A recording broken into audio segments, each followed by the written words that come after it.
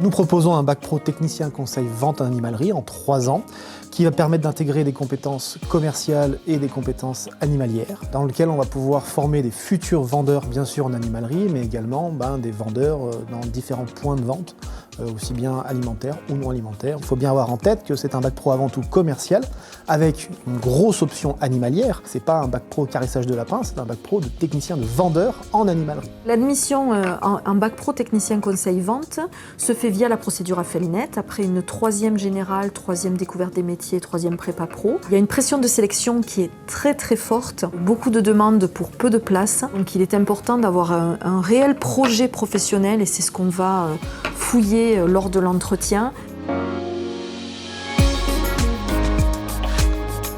On est bien sûr sur un bac pro dans lequel on va avoir des matières générales et puis on va avoir l'autre partie de l'enseignement qui est des matières techniques professionnelles d'options qui sont aussi bien tournées vers la vente que vers l'animalerie. Dans l'établissement, nous avons une animalerie pédagogique. Quand on y va, il y a souvent que des élèves où il y a un adulte pour nous aider. C'est assez autonome parce qu'il n'y a pas quelqu'un qui nous dit fais ci, fais ça, c'est aussi à nous de savoir qu'est-ce qu'il faut faire. On fait tous des roulements d'1 semaine sur l'année et plus on va monter dans les classes, plus on va aider les plus jeunes du coup à leur expliquer ce qui se passe, comment on fait, pour qu'ils sachent après être autonomes plus tard. Donc une animalerie qui va regrouper l'essentiel des secteurs qu'on peut retrouver traditionnellement dans un magasin, donc des oiseaux, des rongeurs, des poissons, des reptiles, pour se familiariser justement avec ces animaux, tant sur la manipulation que sur les protocoles d'entretien. En ce qui concerne les méthodes de travail, effectivement, on est sur une approche qui n'est plus par matière, mais qui est par module. C'est-à-dire qu'il y a une certaine logique entre les différentes matières qui sont regroupées. Ce qui leur permet, eux, d'un seul coup de se dire « j'apprends pas dans le vide ». Donc le but, c'est d'allier la théorie à la pratique. Le fait qu'il n'y ait pas que de l'animalerie ou pas que de la vente, je trouve ça assez diversifié. Du coup, ça change, on ne fait pas tous les jours la même chose. Le fait d'avoir de la vente pour plus tard, ça aide quand même beaucoup si on ne fait pas le métier qu'on veut directement. C'est quand même très utile de savoir faire de la vente en fait. L'élève aura une 20aine de semaines de stage à faire sur ses 3 années de formation, seconde, première, terminale. Ces stages sont très importants puisqu'ils permettent de mettre en pratique les acquis théoriques qu'il a pu avoir en cours, de façon à se rendre compte aussi de la réalité et des difficultés du métier. Ça peut être un stage d'1 mois dans un pays d'Europe. L'intérêt, c'est aussi peut-être d'être un peu dépaysé quand on part, c'est aussi essayer de comparer nos méthodes de travail en France et puis dans un autre pays. Les stages leur offrent une porte, on va dire, dans le monde professionnel.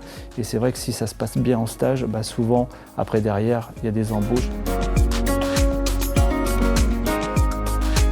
En terminale, vente, on crée des films et on participe à des concours vidéo amateurs scolaires. Avec 2 intervenants, j'ai 2 vidéastes qui viennent travailler. Donc ils apprennent techniquement comment on fait un film, ils se rendent compte du boulot que c'est. C'est énorme ce qui se passe humainement.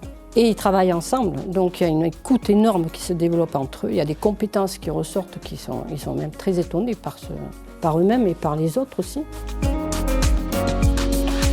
Après ce bac pro technicien conseil vente en animalerie, donc ils vont pouvoir poursuivre en BTS, soit en favorisant le côté vente, soit en favorisant le côté animalier. Ça ouvre plein de portes pour travailler avec les animaux et pas forcément dans la vente. On peut faire des formations auxiliaires vétérinaires par exemple, ou alors dans les parcs zoologiques, ou alors dans le toilettage. On peut tout à fait travailler après un bac pro animalerie, puisque l'élève aura été formé bien sûr à ce métier.